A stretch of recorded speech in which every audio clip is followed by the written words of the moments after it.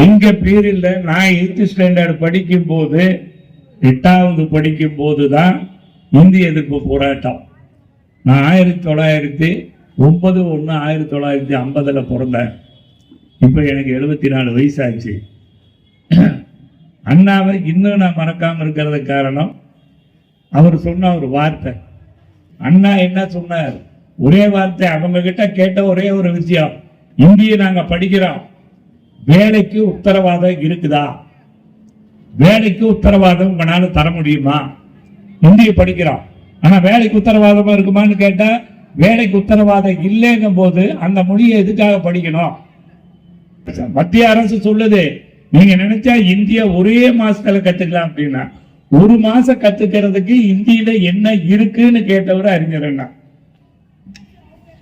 ஒரு மாசம் கத்துக்கிறதுக்கு அதுல ஒண்ணுமே இல்லை, அந்த மொழியில இருந்தாலும் அதுக்கு வேலைக்கு உத்தரவாதம் தர முடியாதுங்கிற ஒரே வார்த்தைக்காக நான் யார்கிட்ட பேசுறது? கோயம்புத்தூர்ல அப்பா அம்மாவுக்கு எழுத்தறிவு படிப்பறிவு கிடையாது, தாத்தா பாட்டி எழுத்தறிவு படிப்பறிவு கிடையாது. நான் கோயம்புத்தூர்ல யாருகிட்ட இந்திய பேசுறது? ஃப்ரெண்ட்ஸ் கிட்ட பேச முடியாது, அப்பா அம்மா கிட்ட பேச முடியாது, அக்கா தங்கச்சி கிட்ட பேச முடியாது, தாய் மாமா கிட்ட பேச முடியாது, யாருகிட்டையும் பேச முடியாத ஒரு மொழியை நான் கத்துக்கணும்னா நான் தமிழை படிச்சு, ஆங்கிலத்தை படிச்சு, அதுக்கப்புறம் இந்திய படிச்சு நான் எப்படி பர்சன்டேஜ் வாங்க முடியும்? நார்த் இந்தியாவில் இருக்காங்கன்னா அவன் ஒரே விஷயம், அவனுக்கு இந்தி தாய்மொழி எல்லாமே இருக்கு, அவன் ஆங்கிலம் மட்டும் படிச்சா போதும், அவன் 90% மார்க் வாங்குவான். ஆனா நம்ம அப்படி வாங்க முடியாது. தமிழ் மொழிங்கிறது சாதாரண மொழி இல்லை, யாரும் கற்றுக்க முடியாது அவ்வளவு சீக்கிரமா.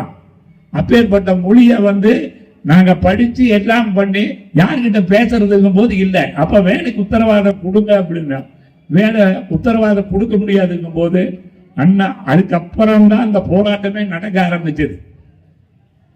வடக்கு வாழ்கிறது தெற்கு தேய்கிறதுன்னு அண்ணா பேசுறாரு, பாராளுமன்றத்தில் போய் பேசுறாரு.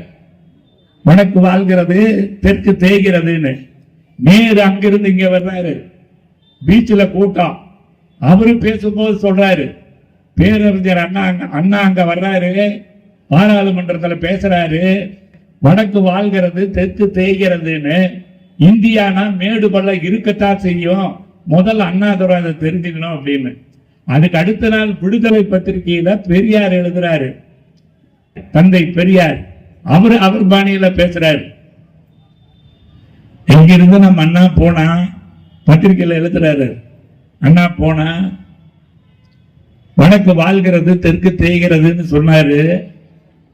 அங்கிருந்து நேரு வந்தான், இந்தியானா மேடு பள்ளம் இருக்கத்தான் செய்யும், அண்ணாதுரை வடக்கு வாழ்கிறது தெற்கு தேய்கிறதுன்னு அங்க பேசினாரு. இந்தியானா மேடு பள்ளம் இருக்கத்தான் செய்யும், முதல்ல அது தெரிஞ்சுக்கங்கன்னு நேரு பேசுறாரு.